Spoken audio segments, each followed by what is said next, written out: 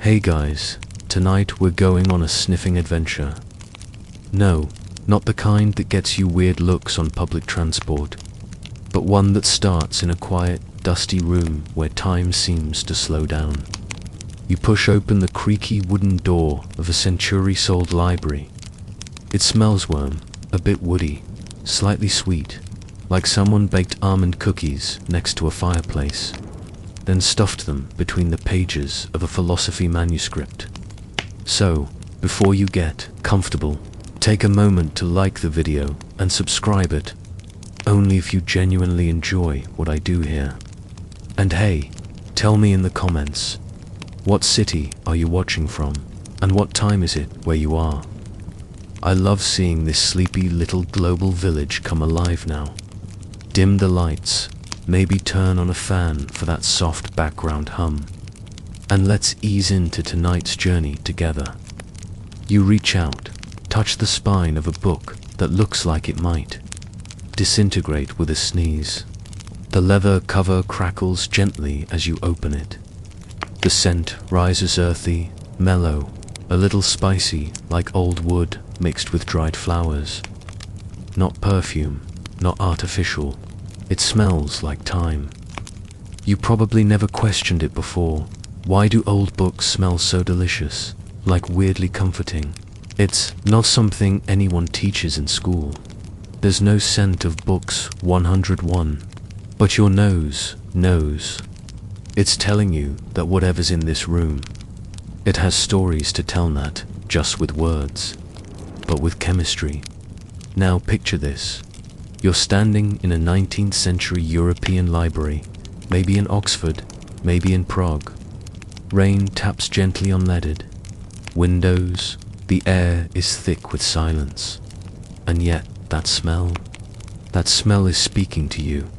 It's whispering history, and possibly mold, but elegant mold. Let's start with the basics. When you pick up a modern paperback, fresh off the press, it smells sharp, sometimes even a bit inky, like a new magazine or freshly printed homework. That's because modern paper is made quickly, with lots of chemicals, bleaches, and treatments. It's efficient, but it lacks romance. It's the Tinder date of paper swipe. Read recycled old books that whole different story. The scent you notice in an old book comes from a slow chemical ballet between time, materials, and environment. Scholars call it bibliosmia. Yeah, there's a word for it, and it's not just poetic fluff. Chemists have identified over 100 different volatile organic compounds, VOCs, that break down over time and produce that signature scent.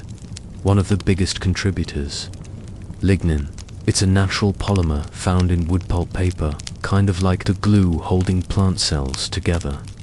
And here's the kicker. Lignin is chemically similar to vanillin.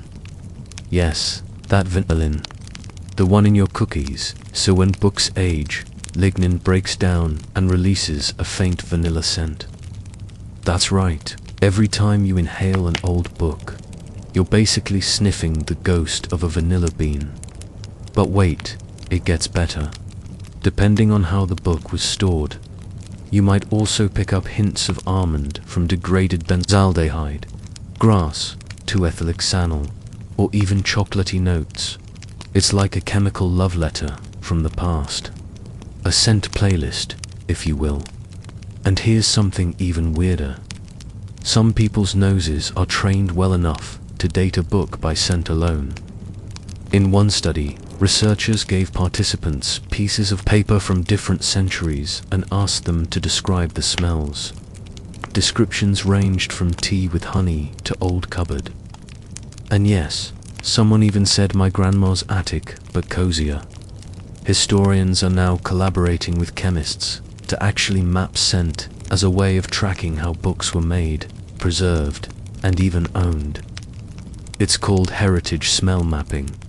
It's real, it's happening, and it might be the most wholesome use of lab equipment since people started growing crystals in science fairs. But, like all good things, this story has its skeptics. Some scholars argue that nostalgia is making us smell what we want to smell, that maybe it's less about the compounds and more about the comfort.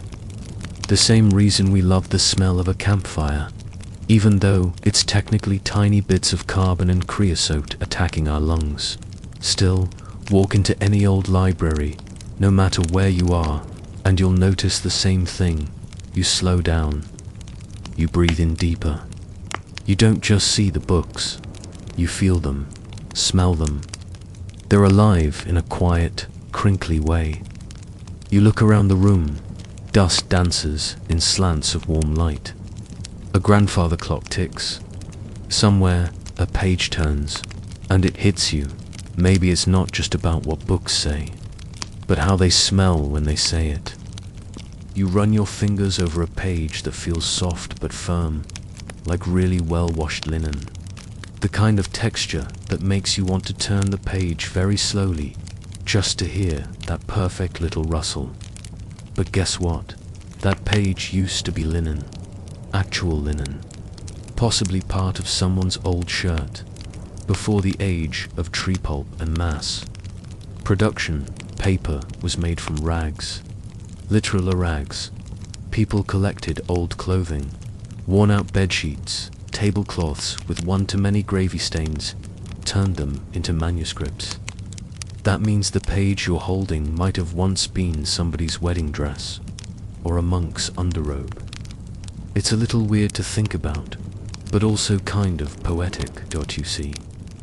Pre-industrial papermaking was less about cutting down trees and more about recycling. In medieval and Renaissance Europe, the best paper was made from flax or cotton rags, soaked, pounded, fermented, strained, and pressed. It took weeks, months, even. A single book could take a year just to prep the pages. That alone could explain why nobody casually tossed books around like we do now. And here's the kicker. The rag-based paper aged incredibly well. It didn't yellow or crumble the way wood pulp paper does today. Why? Because it lacked the one ingredient modern paper is full of facet. Modern paper, made from wood, contains lignin, and while lignin gives us that sweet vanilla scent as it breaks down, it also makes paper turn brittle. Like Tucci-Tandet's brittle. That's why newspapers from the 1970s already looked like they survived a fire. But rag paper, it's the Benjamin Button of stationery. It grows nobler with time. You pick up a 16th century ledger. It's yellowed, sure, but not disintegrating. The ink has mellowed into a soft brown. The fibers still strong under your thumb. That's not just age, it's craftsmanship. And oh, those fibers. You could see them if you held the page up to the light. They float like tiny threads, random but elegant. They give the page a kind of inner life. It's like looking at a frozen snowstorm, chaotic but calm. Each page is slightly different. You're not just reading a book. You're reading history's paper trail, one molecule at a time. Here's a fun fact. Rag collectors were a legit profession. In the 17th and 18th centuries, they went door to door, calling out for used cloth like modern recycling trucks. Some cities even had rag taxes. If you didn't hand over your old linens, you'd get fined. All in the name of making more books. But not everyone was thrilled. Some church authorities worried that paper made from underwear and bedsheets was well too impure for sacred texts. Should the Gospel of Matthew really be printed on someone's old knickers? Theologians debated it, passionately, and yes, awkwardly, academics today still argue about when exactly would pulp replaced rag paper as the dominant source, but many agree that it started around the mid-19th century, when mass literacy became a goal and trees became victims. And once the recipe changed, So did the smell. Rag paper had its own scent, profile clean, almost floral, with a faint musky undertone. Tree-based paper, harsher, chemical, quicker to decay. That's why books printed after 1850 smelled more like a musty basement than a meadow. You start to realize it's not just the book that matters. It's what the book is made of, and how it aged, and where it's been, that comforting smell you love. It's the end result of centuries of material science, industrial trends, and forgotten fashion. You close the book gently. A little fiber sticks to your finger. Was that from a noblewoman's chemise? A peasant's tunic? A monk's scarf? You'll never know, but the page remembers. And the smell, well, that's the last whisper of a world you'll never see. You hold the book a little closer to your face. Not to read, no, the light's too dim for that. You're just inhaling. The paper smells good, sure, but beneath it, there's something sharper, earthier, a little metallic, almost like a cold spoon or a rusted coin. That, my friend, is the whisper of ink. And it has a lot to say. Ink, after all, is what gives books their voice. And the ink of old wasn't just any liquid. It was a recipe, a concoction, a tiny, temperamental science experiment brewed in inkwells across centuries. The most famous one, iron gall ink. Sounds dramatic, right? Like something a pirate would use to sign a cursed contract. And honestly, you're not far off. Iron gall ink was the go-to writing fluid from around the 5th century all the way to the 19th, and it came from a rather unglamorous source, oak tree galls. Those are the weird bulbous growths that appear on oak leaves when certain wasps lay their eggs inside. Nature makes them as a defense mechanism, but medieval scribes saw them and thought, perfect for writing a Bible. The process, you'd crush those galls into powder, soak them in water or wine, because why not, and mix in iron salts and gum arabic. The result, a dark, rich ink that bit into the page like a tattoo. When fresh, it went on pale blue or purple. Within seconds, it oxidized into a deep, moody black. You can still smell it today, that faint iron temps. It's the ink oxidizing slowly as centuries pass. It's almost like the letters are still breathing Gexling little chemical sighs through time, but this magical ink had a dark side. Literally, iron gall ink was acidic, like very acidic. Over time, it could eat right through paper. Some ancient manuscripts today have letters that look like ghostwriting, not because the ink faded, but because it burned holes through the parchment. The words survived, but barely. It's as if history etched its own scars onto the page. Still, it was the best tool scribes had. It was permanent, waterproof, and hard to erase, ideal for royal decrees, religious texts, and love letters that absolutely couldn't be denied. Here's a delicious little detail. Many of those love letters, they still carry the scent of iron gall. Faint, but there. Somewhere in an attic, someone once uncapped a quill, dipped it into a tiny ceramic pot, and wrote something like, "To my dearest, your eyes outshine the moon." 2 centuries later, the paper curls at the edges, but the ink still clings to its mission. Not all inks were so enduring. Some cheaper inks called bister or sepia were made from soot, boiled pitch, or even squid ink. They smelled different, earthier, sometimes fishy, not the kind of smell you'd want near your poetry. And yes, there were scented inks, too. In the 18th century, perfumed inks became a thing among the fashionable elite. Want to send a scandalous letter in rose-scented violet ink? Absolutely. Want to pretend your essay smells like sandalwood? Go for it.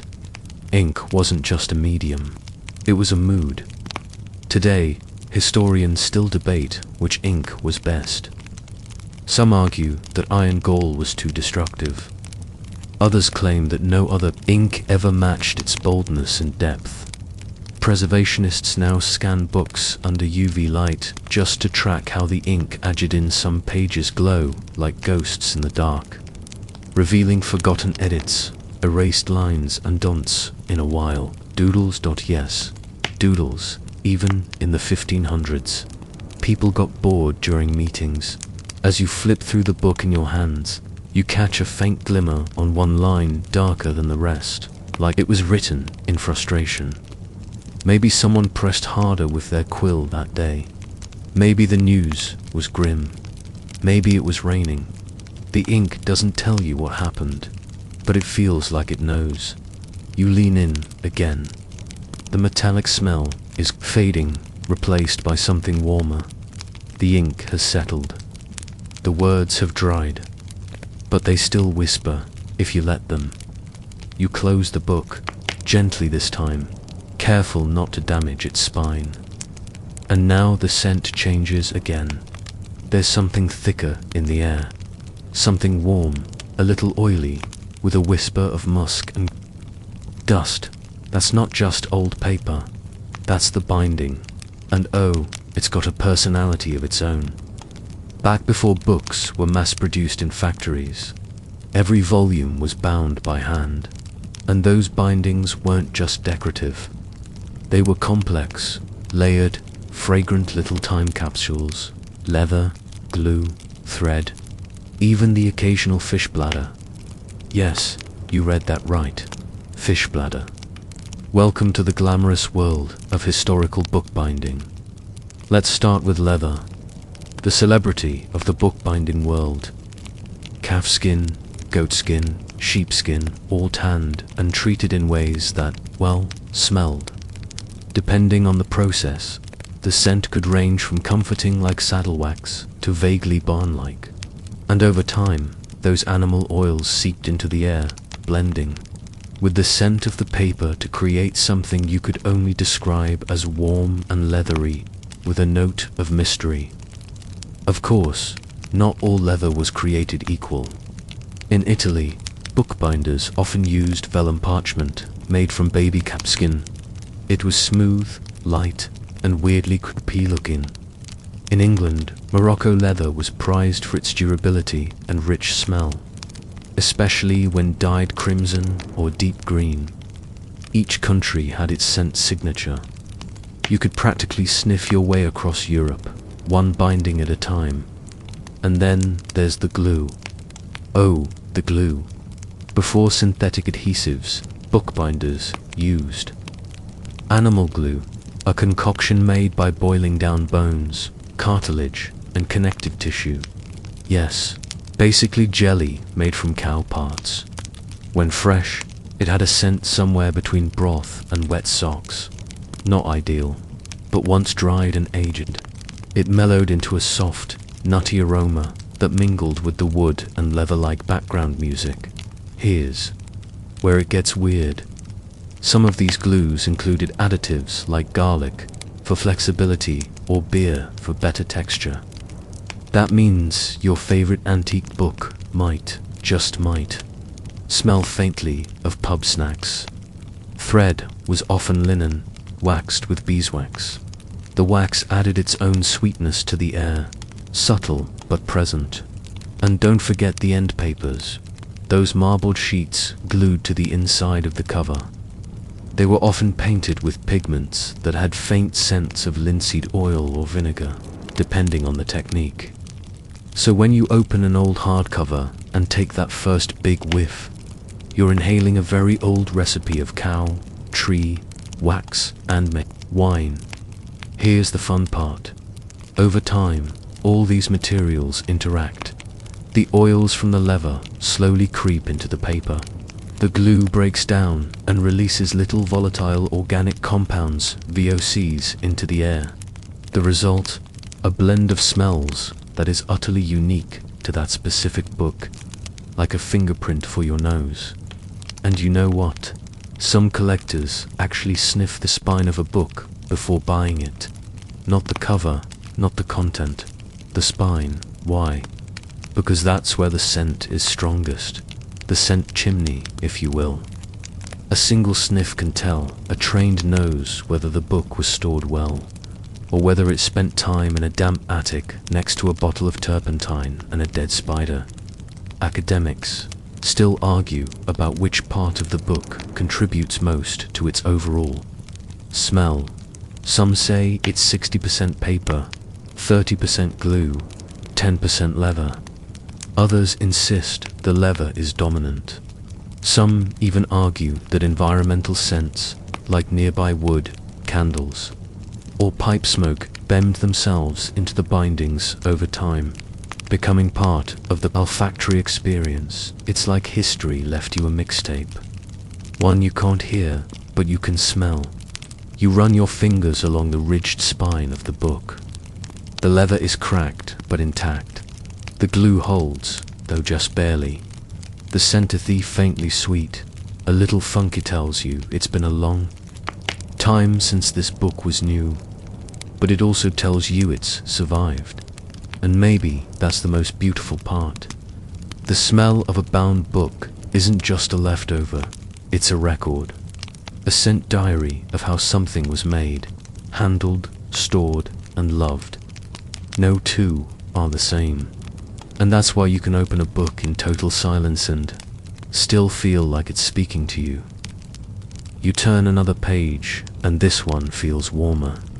Not literally, of course, but somehow it smells toasted, like someone once held the book too close to a fireplace, or maybe baked cookies near it for several winters in a row. But no, this toasty scent wasn't an accident. It was part of the process. Because, believe it or not, books, at least the early ones, were kind of cooked. Let's rewind to the late Middle Ages and early Renaissance. Picture yourself standing in a dim, stone-walled scriptorium. The air is heavy with ink, damp wool, and the faint smell of burning lamp oil. Monks in brown robes sit hunched over long desks, copying manuscripts by hand. And at the far end of the room, a row of wooden drying racks where freshly inked pages are hanging like laundry. You walk over and sniff one. It's warm, faintly nutty, slightly bitter, like burnt sugar. That's not your imagination. It's the byproduct of the drying process.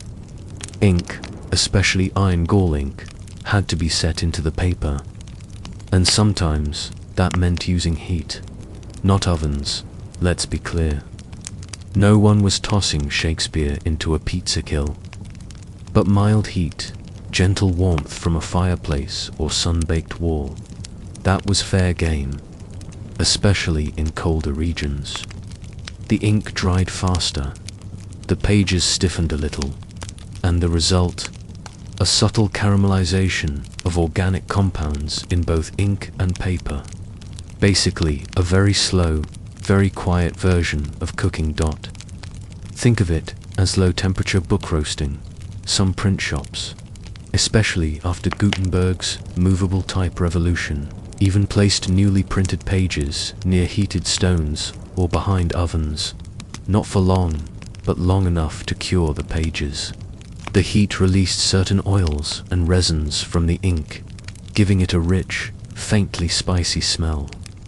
Add in the glue and parchment already present, and what you got was something like smoky vanilla tea with a hint of medieval mystery.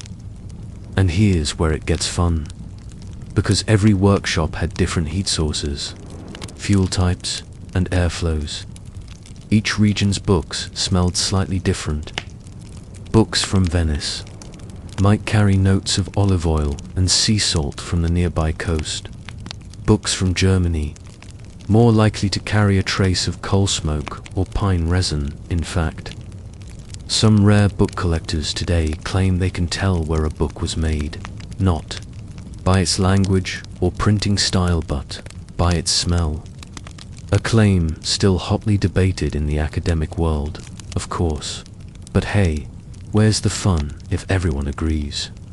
And while modern publishers don't exactly roast their books anymore, the ghost of that process remains. Some of the old book smell you love comes from heat, activated reactions, compounds like furfural, which forms when sugars in the paper break down and oxidize. Furfural smells faintly like almonds, burnt bread, or warm hay. It's cozy, familiar, like the scent of a memory that never belonged to you. Of course, there were risks. Too much heat, pages curled, ink cracked, parchment buckled.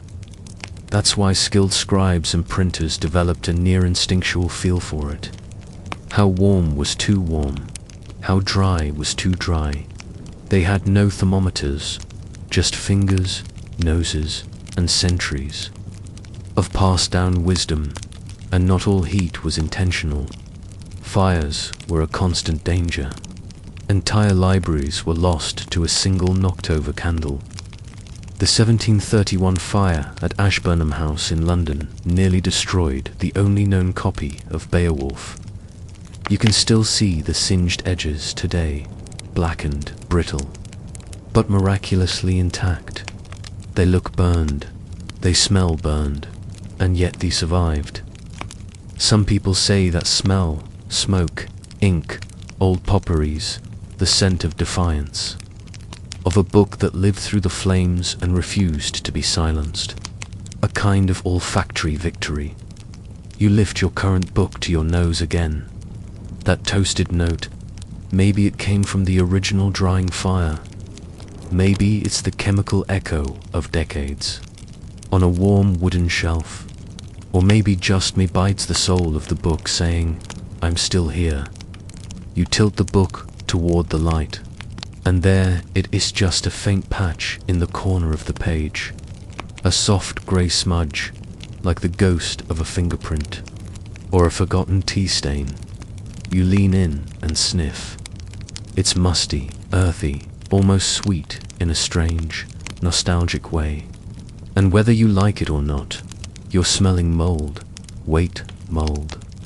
Isn't that bad, wellies? And also, maybe not entirely. You see, not all of that old book smell comes from paper, glue, or ink. Some of it, rather awkwardly, comes from the slow, quiet work of microscopic fungi nibbling on your favorite pages. These little organisms, slavingly called book mold by conservators and less lovingly by librarians with a largesse, a part of the life cycle of old books. They're like the garden gnomes of decay, silent, persistent, and just a little bit magical if you squint. There are many types of mold that grow on books, depending on humidity, temperature, and how long someone forgot them in the attic.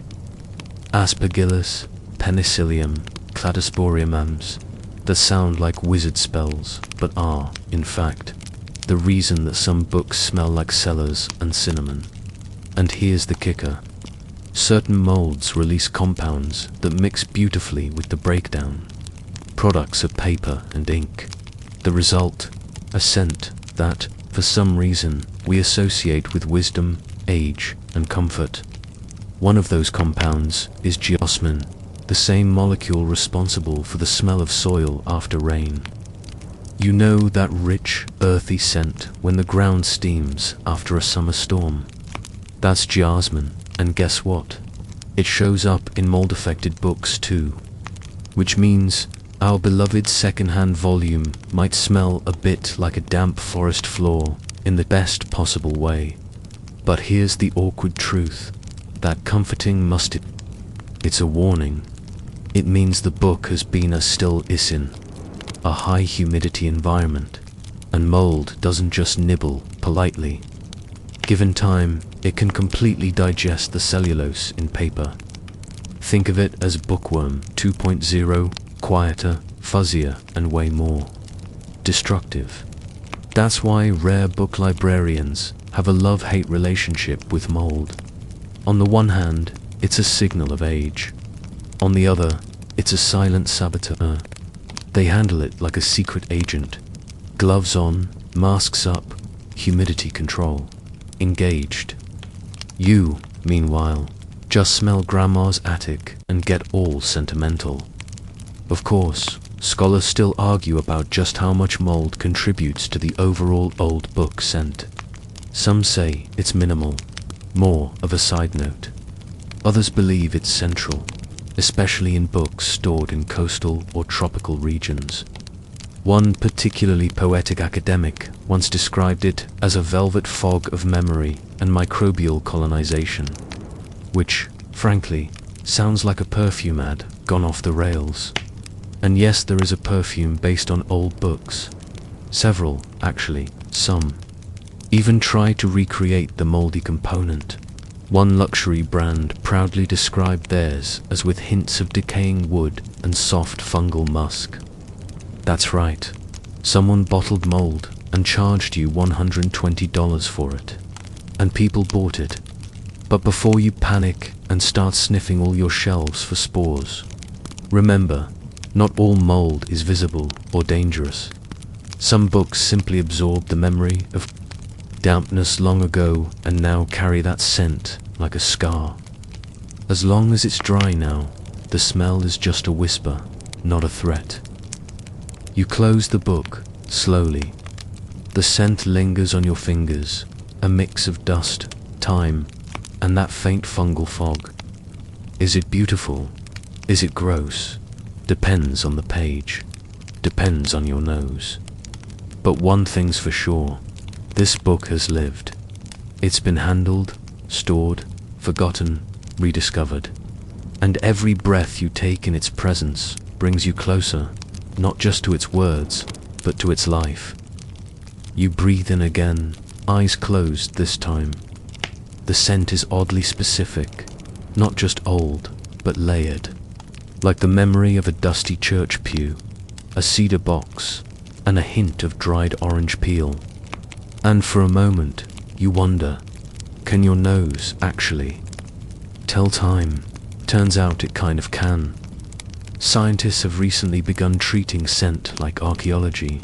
Instead of only studying how books look or feel, they're analyzing how they smell.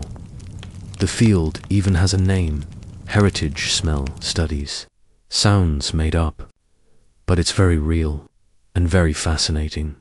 You see, every old book emits volatile organic compounds, VOCs for short. These are tiny chemical fragments released as materials like paper, ink, and glue break down. Think of them as scent molecules, each one a little whisper of the past. Some last decades, some persist for centuries, and each compound has a signature. Smell asterisk so. When you sniff an old volume, you're not just inhaling book scent, you're taking in vanillin from aging lignin, acetic acid from oxidized ink, and even hexanol from glue degradation. These molecules don't just float around randomly, they escape in patterns, like smoke signals from the past. And guess what? Scientists can measure them. Using techniques like gas, chromatography, mass spectrometry, GCMS, researchers can literally bottle up the scent of a book and analyze its chemical fingerprint. They can tell if a book came from a damp cellar or a dry monastery, if it was bound in calfskin or cardboard, even if it spent time next to a tobacco smoker. It's forensic nose work. In one famous study, conservation scientists analyzed the smell of a 1928 book and found over 15 distinct scent markers, including compounds normally found in dried herbs and honey. And yes, one of them smelled just like fat crayons. Make of that what you will. Here's the fun part. Trained human noses. Yes, actual professional sniffer scan, sometimes rival machines. They use scent wheels, much like wine sommeliers. Top note of almond, mid-note of must, base note of smoky leather. It's not just charming, it's useful. Librarians use scent to detect decay. Museum curators use it to identify storage issues. Even auction houses sometimes give rare books a sniff test before setting a price. Of course, there's still debate.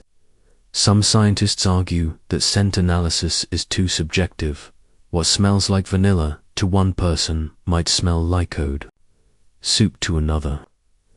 Others say the technology still has a long way to go, but the idea is growing. Scent isn't just sensory, it's historical. Imagine this: someday libraries might have scent archives, rooms where you don't just read about the 17th century, you smell it.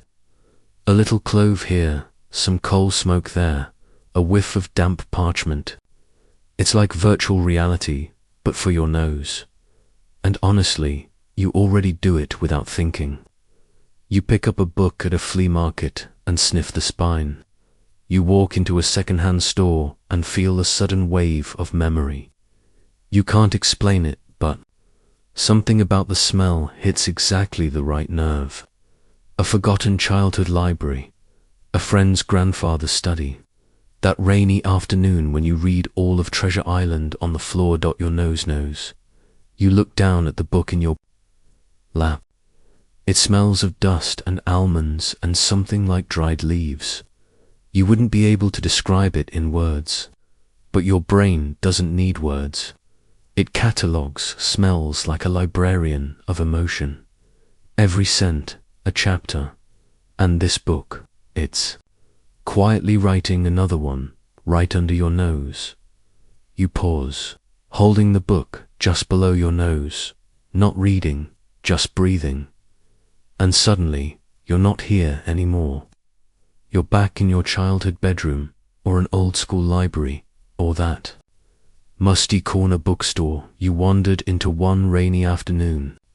The book hasn't moved, but your mind has.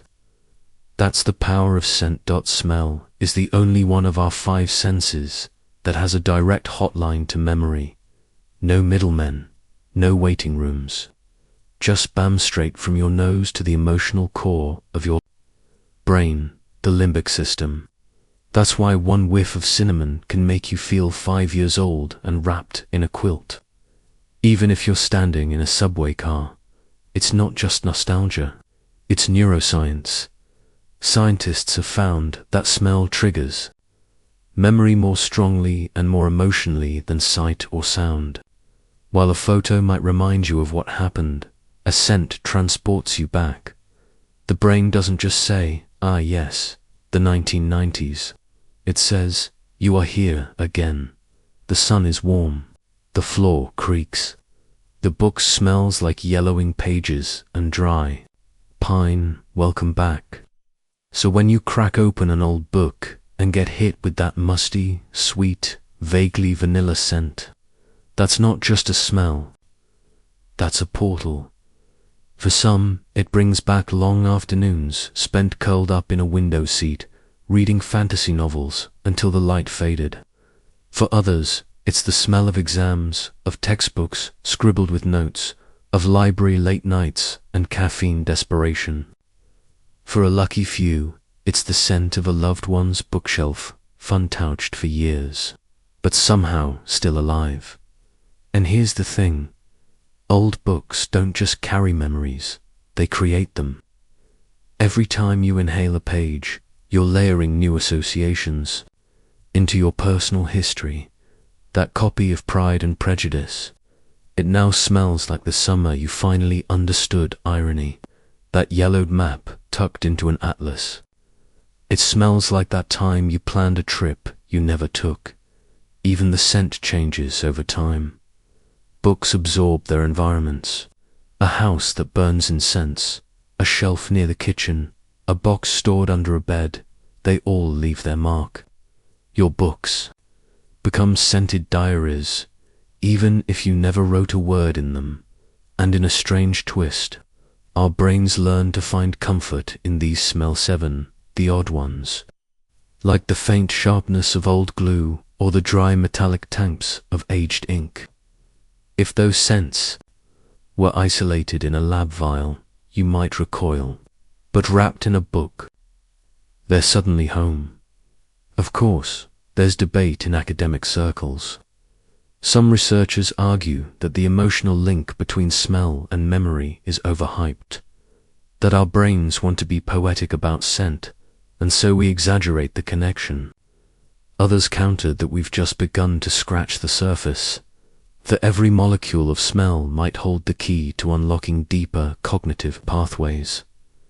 One study even suggested that patients with memory loss could be reoriented using scent cues, the smell of their favorite book, or old handwriting, or library dust.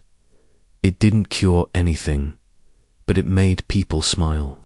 And remember, for a moment, that was enough. You look down at the book in your hands. Maybe you don't even know its title. Maybe you picked it up just because it smelled right. And now, without meaning to, you've anchored a whole evening to it. This moment. This smell. This quiet.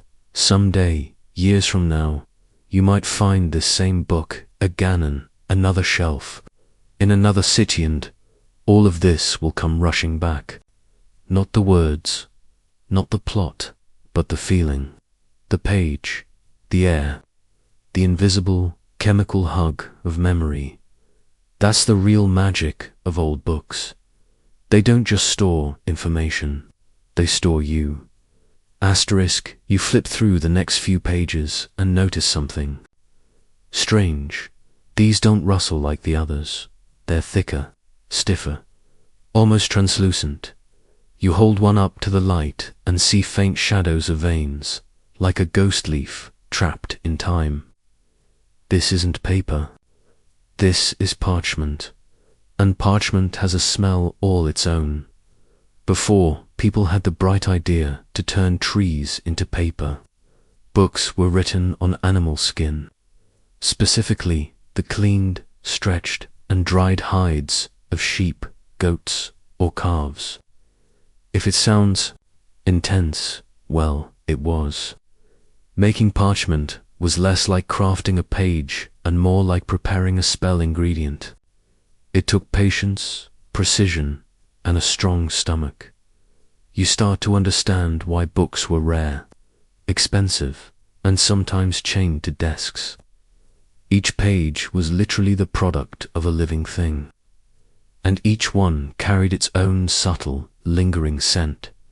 Fresh parchment, not unpleasant, just unmistakable, a bit meaty, a bit chalky, kind of like a mix between rawhide and antique drawer liners. Over time, as the oils dried and the surface aged, the scent softened, but it never completely disappeared. Even centuries later, you can still catch it if you know how to breathe it in. Historians say parchment holds, smells better than paper-kind, of like how leather absorbs perfume. The result, a book made of parchment, becomes a time capsule not just of words, but of air. A monk's study that smelled of candle smoke, a scholar's desk near a damp castle wall, a traveling priest's saddlebag, dusty and sweaty from weeks on horseback. All of that soaked into the skin of the page. And here's a curious detail.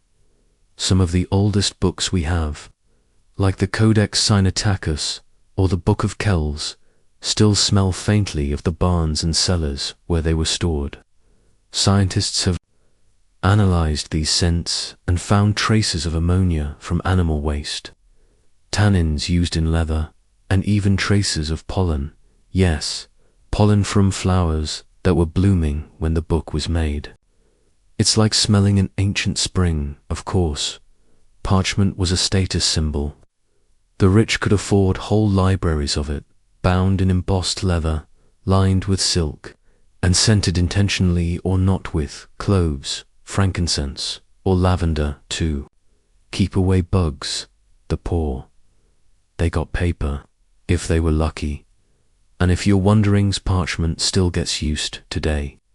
Not often, but it survives in sacred documents, fancy diplomas, and the occasional artist's sketchpad, and the smell. still unmistakable, dry, dusty, slightly animal, slightly alchemical. There's an ongoing debate among historians about when exactly parchment started losing favor. Some point to the 12th century, when Islamic papermaking spread into Europe. Others argue it wasn't until the printing press made paper more economical, in the 15th century. But all agree, once paper took over, books changed, not just in texture, but in scent. You run your hand across the parchment page again. It's cool to the touch, like stone, but it smells alive, like something that once breathed, now frozen in time. You can almost hear hooves on cobblestone, almost smell hay in the distance, almost feel the drafty chill of a monastery at dawn, and it hits you. You're not just holding history, you're touching it, smelling it, inhaling the breath of a world that vanished, yet somehow stayed behind in the fibers of an ancient page. Asterisk, you walk into a long-forgotten reading room, oak beams. Overhead, dust floating in sunbeams, shelves lined like wooden soldiers. It's quiet, peaceful, and then your nose wrinkles. There's something sharp in the air. Not paper, not leather, not even mold. No, this is unmistakable. Ammonia, you freeze. Is this cat pee? Surprisingly, you're not entirely wrong. Old libraries, especially medieval ones, sometimes had a very particular scent, and yes, it was sharp, tangy, nose-stinging, like a poorly ventilated stable after a thunderstorm. And while it wasn't always actual feline urine, the culprit often came from the same compound, ammonia. Let's break it down. In the early days of bookmaking, parchment production required soaking animal hides in a solution to loosen hair and soften the material. Guess what one of the most common agents was? Urine. Human urine. That's right. People collected etofon from chamber pot sand, let it age into a chemical cocktail that could help strip the skin. The ammonia helped break down proteins. It was efficient, abundant, and well, available. Entire towns had urine collectors. Some cities even taxed the stuff. The Roman Emperor Vespasian famously did, and when his son complained, he held up a coin and said, "Money doesn't stink." Now, if that hide wasn't thoroughly rinsed during the parchment making process, some of that scent stuck around. It wasn't obvious right away, but give it a few decades, a bit of humidity, and suddenly your library smells like someone's very literate cat moved in. But wait, there's more. Animal glue, another core ingredient in bookbinding, could also release ammonia-like odors as it broke down, especially in warm, poorly ventilated rooms. So, combine slightly unwashed parchment, aging glue, and a few centuries of enclosed air, and boom, you've got a room that smells like history with a hint of litter box. To be fair, not all old libraries had this issue. Wealthier institutions took better care of their books, airing them out, cleaning regularly, even burning herbs or incense to keep the air sweet. But in smaller monasteries, remote castles, or personal collections stuffed into damp closets, yeah, ammonia city. This led to some strange coping strategies. In Renaissance France, librarians reportedly placed bowls of vinegar or lavender water around the room to mask the smell. Some even hung herbs like rosemary or thyme in bunches from ceiling beams, part purification, part pest control, part ancient Glade plug-in. And, yes, cats were sometimes to blame. Libraries often kept cats around to hunt mice. These literary guardians became semi-official staff members, chasing rats, curling up on reading tables, and occasionally marking their territory. There are even historical records of books annotated with cat pee damage. One Dutch manuscript from the 15th century features a note in the margin: "Curse be the cat that urinated on this book." Relatable today, that sharp ammonia smell is much rarer. Modern libraries are climate controlled.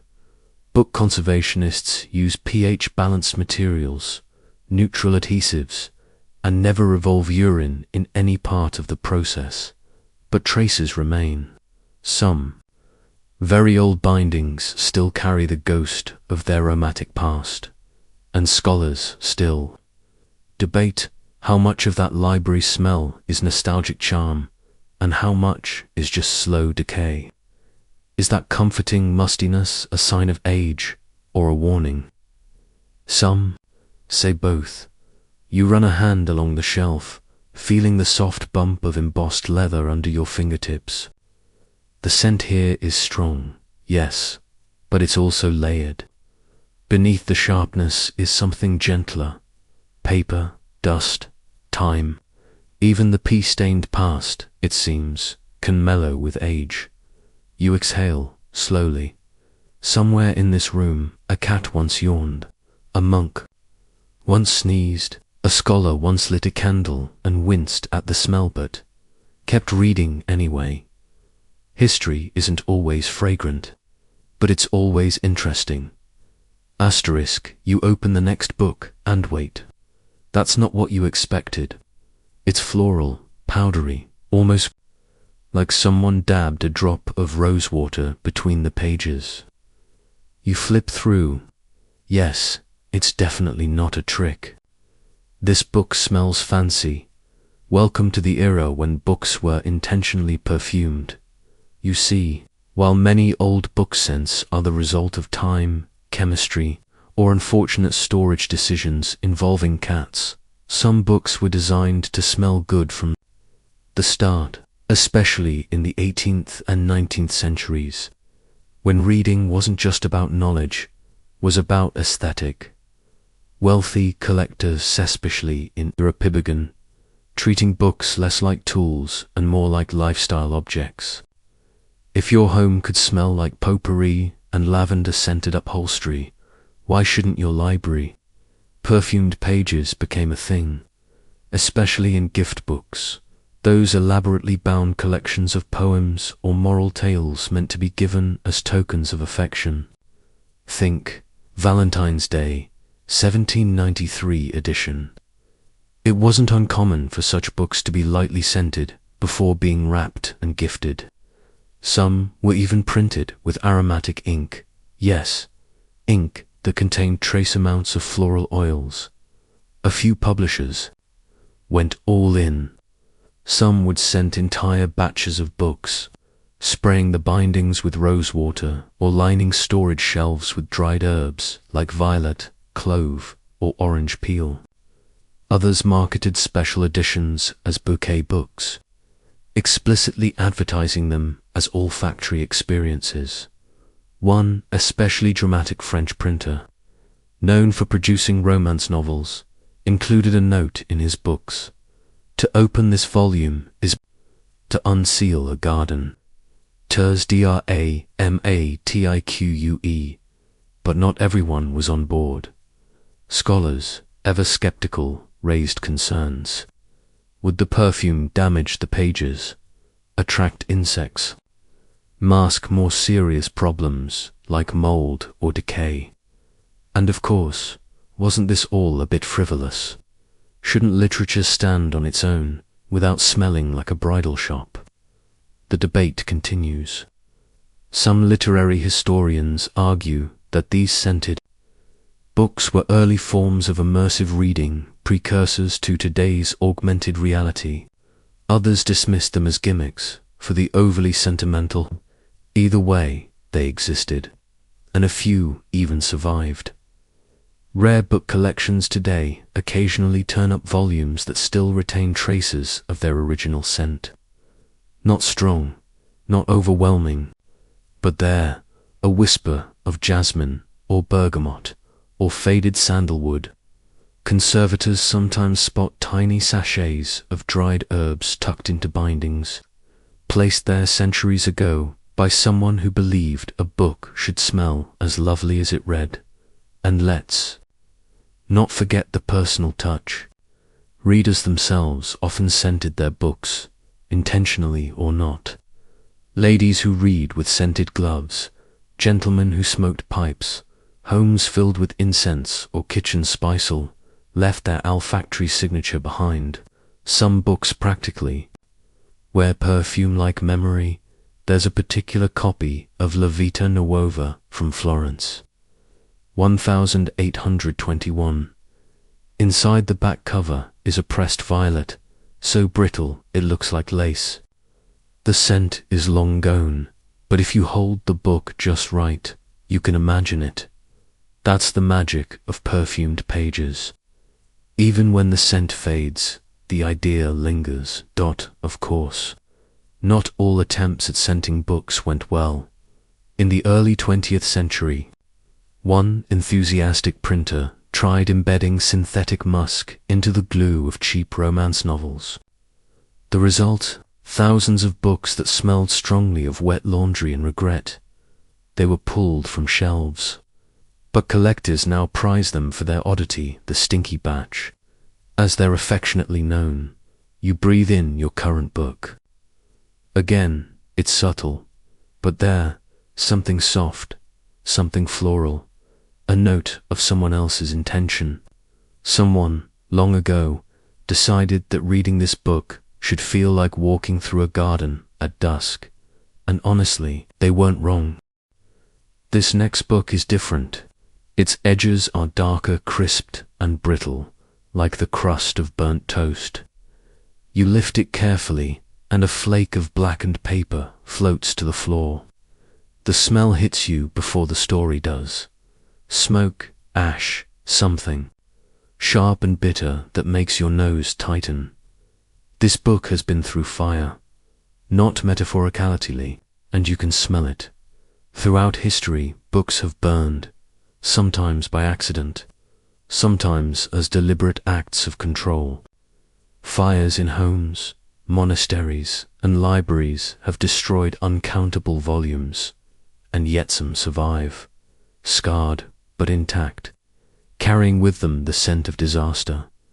The most famous example, the Library of Alexandria lost in a fire or multiple fires, depending on which historian you ask.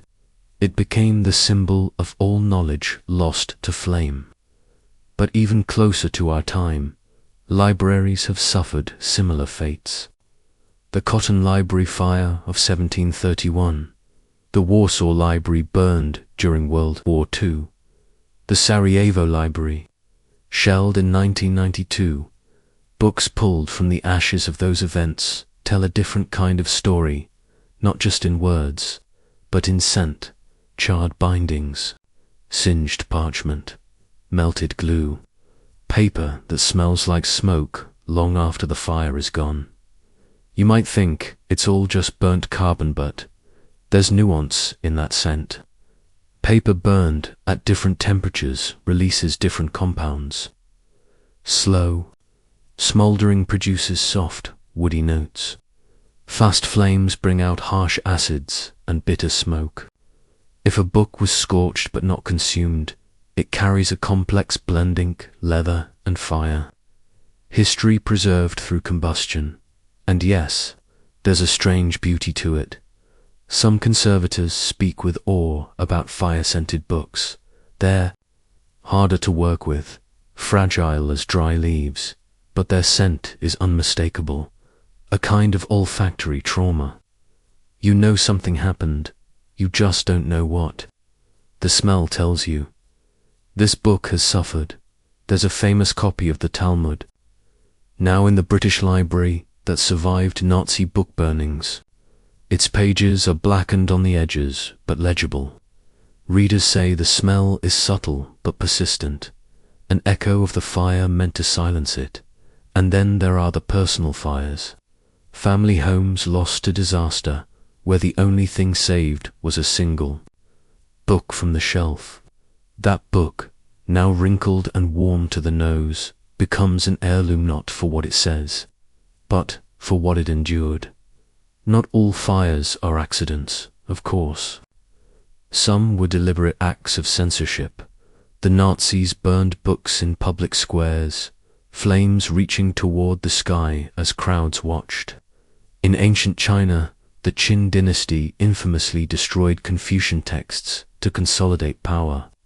In Spain, during the Inquisition, Arabic scientific works were torched. All that knowledge gone in smoke, and yet it lingers. In some cases, literally, there's a strange theorium prevalent, debated. Certain libraries have what some scholars call ghost scent. That is, even after repairs, even in brand new rooms, a faint trace of smoke remains.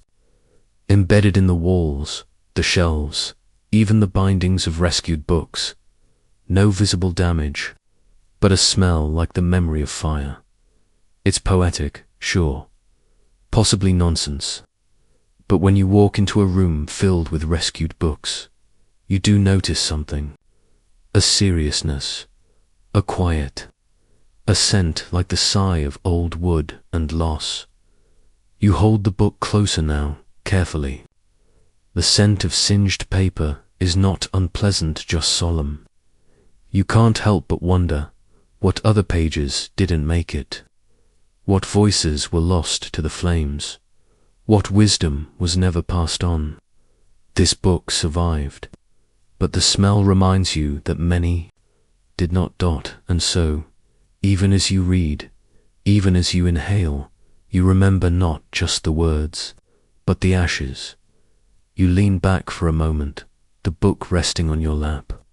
Its scent, warm, woody, faintly sweet, lingers in the air like a thought you almost remember. You wonder, could this smell be captured? Like, really captured pressvid in a bottle, like perfume. People have tried.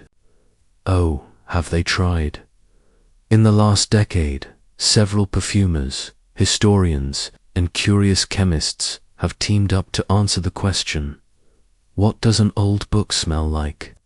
Some were driven by nostalgia, others by science. A few, let's be honest, by the niche appeal of selling odor library for $95 a bottle. They started with chemistry, using gas, chromatography, mass spectrometry, GCMS. Researchers analyzed the air around aging books, isolating the volatile organic compounds, VOX, responsible for the scent. The data was clear. Notes of vanillin, benzaldehyde, ethyl hexanoleish, with their own smell, vanilla, almonds, grass.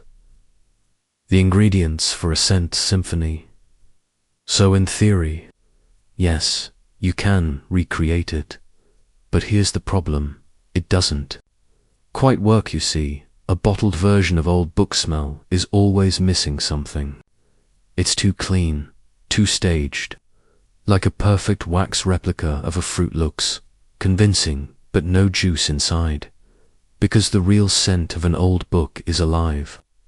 It's the product of time, air, moisture, touch. It changes. A book in a cold cellar smells different than one kept on a sunny windowsill. A book you've held in your hands, breathed on, cried over, that one has your own story woven into it. Try bottling that. One perfume brand famously released a scent called In the Library. It boasted notes of leather bindings, worn paper, and wood polish. Reviewers were divided. Some said it smelled like romance in an antique shop. Others said it smelled like a used pencil eraser and disappointment. Another company tried a more literal recreation, using chemical profiles from actual old tomes. Their versions smelled accurate, yes, but sterile. No whispers, no ghosts, no hint of candlelit corners or fingers that once turned the page. And that's the thing. The scent of an old book isn't just about molecules. It's about context. You're not just smelling paper. You're smelling memory, place, silence. A perfume can't replicate the hush of a forgotten library. It can't give you the thrill of finding a handwritten note in the margin, or the strange comfort of a smudge on the page that might be ink, or wine, or something else entirely. Even historians have grown skeptical of trying to preserve smell outside of books. Some argue that turning scent into a product misses the point, that what we really want isn't the smell itself, but what the smell reminds us of. There's a story, possibly apocryphal, of a museum visitor who sniffed an old manuscript, then began to cry, not because of the book itself, but because the scent reminded her of her grandfather's house. He had passed years ago, but just for a moment, through that page, he was back. No perfume bottle can do that. You lift your current book again and try to inhale deeply, like you're trying to memorize its smell, and you know it'll never be exactly the same again. Tomorrow it might smell fainter, or sharper, or sweeter, and one day you won't be able to smell it at all. That's the paradox. The smell of an old book is so comforting precisely because it's fleeting. It doesn't demand your attention. It just is. Quiet, persistent, like a soft breath beneath. The words, you close the book gently. No spray, no label, no designer blend could ever quite match this. It's not just chemistry, it's history exhaled. You notice a tiny hole near the edge of a page, then another and another. A perfect little tunnel, winding its way through 5, maybe 6 sheets. It's delicate, almost artistic-like lace carved into paper. You trace it with your finger, half amused, half horrified. Congratulations, you've just met a bookworm, and yes, they're real, despite what modern slang would have you believe. The original bookworm wasn't someone who devoured novels under a blanket with tea. It was an actual insect, and its idea of a page-turner was, well, something it could literally chew through. The term bookworm is a bit of a misnomer, though. There's no single species known by that name. It's a collection of pests, beetles, moth larvae, even termetastat, found old books to be a delightful buffet. Paper, glue, leather, starch to them. Your prized antique is just a well-aged sandwich. And here's the kicker.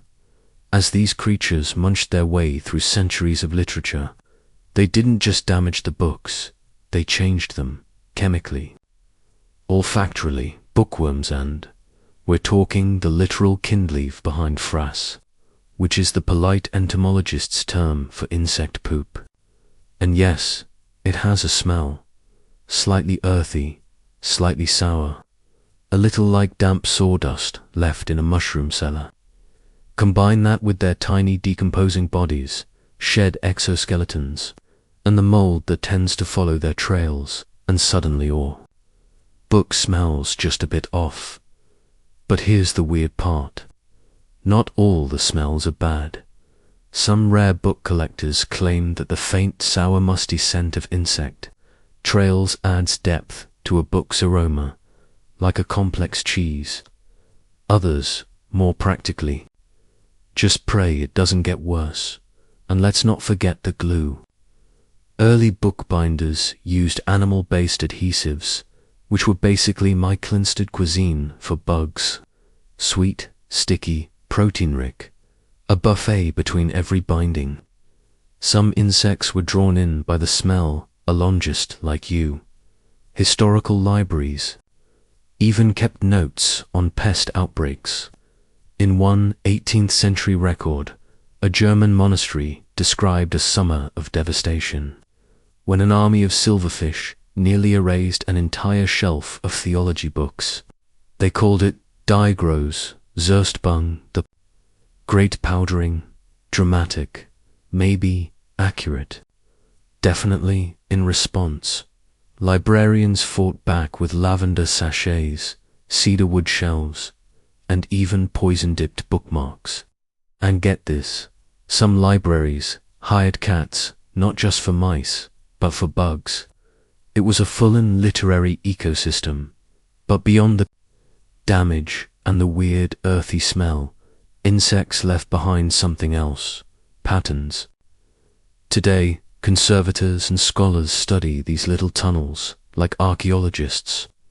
They can date infestations, trace storage conditions, and even identify regional insect species based on the shape of the holes. One particularly nerdy academic dubbed it insectigraphy, the handwriting of bugs. There's still debate, of course. Some argue that any trace of insects is contamination daisy, not history. Others see it as a reminder. Books are alive, not just figuratively, but literally. They breathe, they age, they attract company. You close the book and sniff the edge of the pages. There it is, just a hint of something agamic. Maybe it's the memory of a long-gone silverfish. Maybe it's nothing, but somehow it adds to the story.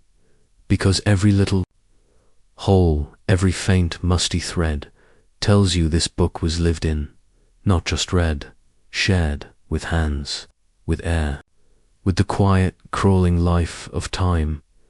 So next time you see a perfectly round hole in a 300-year-old volume, don't recoil. Pause, breathe it in. Even the smallest readers leave a trace. You glance toward your own bookshelf now, not the antique ones in libraries or the fragile museum pieces behind glass. Your shelf, the one in your bedroom or the living room corner, or next to your desk with that one slightly tilted stack. And you wonder, do these books smell like anything? Of course they do. You just haven't noticed yet. The truth is, even modern books, even ones printed this decade, carry a scent. And just like people, no two collections smell exactly the same. That soft, sweet whiff when you flip open your favorite novel. That's your life, your air, your habits, your home, all woven into the pages over time. Let's take a moment to explore what your books might be breathing in. Do you live near the ocean? Salt in the air can tinge paper with a sharp mineral smell over time. Live near pine woods, resins from trees can sneak in and add a crisp, earthy undertone. Burn incense, use candles, spray perfume in the air while reading. All of it seeps into the fibers of your books like whispered secrets. Even something as simple as where you read matters. That paperback you always carry into the bathtub. It smells like steam, hand lotion, and a hint of shampoo. The poetry collection that lives beside your bed. It probably smells like linen and dreams. Your old textbooks. Ah, yes, an elegant bouquet of coffee, ink, and existential dread. But the most important ingredient, you dot your skin leaves oils on the pages. Your fingers leave smudges invisible to the eye but traceable to the nose. Over time, the chemistry of you and the chemistry of the book begin to merge. This isn't romantic fluff, it's science. And also kind of romantic. Conservators who work with modern books sometimes say they can tell how much a book was loved just by how it smells. A pristine, unread volume often smells like the factory, glue, ink, binding paste. But a well-loved one, that's where things get rich. Human oils, dust, light, air, all mingling into something uniquely personal. And here's the quiet truth. Your books are slowly absorbing your life. They record it chemically, olfactorily, the way a worn sweater smells faintly of your closet, or your pillowcase retains a trace of your shampoo. Your books are sent time capsules. One day, someone might open your old copy of The Little Prince and pause, nose tilted forward, and think, this smells like someone's story. They won't know it was read on a rainy afternoon when you needed to cry. They won't know about the train ride where the binding cracked, or the time it fell off your bed and made you laugh at 2 a.m. But the smell, it'll be there, like a bookmark made of breath. Of course, most people never notice. We talk about the feel of a book, the look of a cover, the weight in our hands.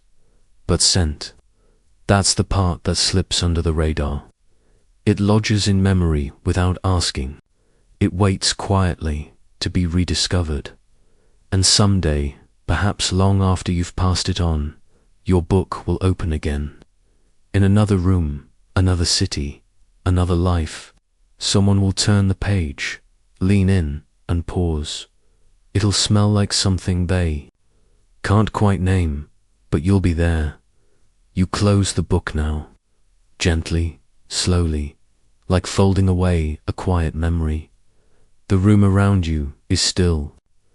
The air carries a faint trace of paper, dust, and something softer, almost like silence made into scent.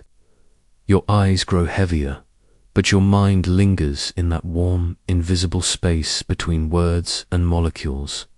It's strange, isn't it?